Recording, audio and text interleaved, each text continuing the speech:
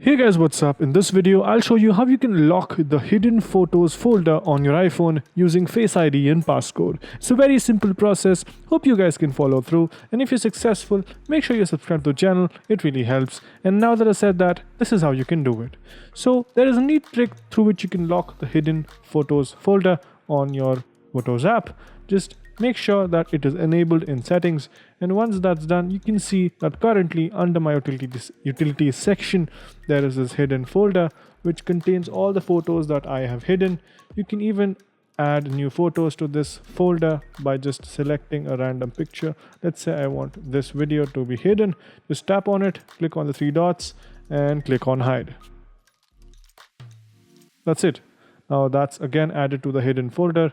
Now, in case you want to add an extra layer of security to this hidden folder, just go to your settings app. Once you're here, scroll down and look for photos.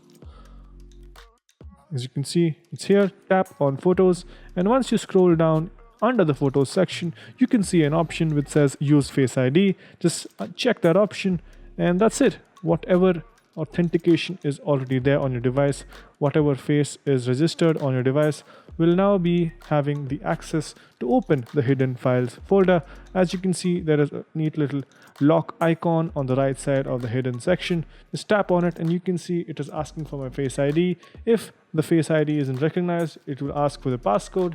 Just type it in, and that's it. You can now access the folder once again. It's a good way to authenticate your hidden folder. Hope you guys found this video helpful. If you did, make sure you subscribe to the channel, like the video, and also comment down below on what next videos we should make. So that's pretty much it for this one. Thank you for watching. Bye bye.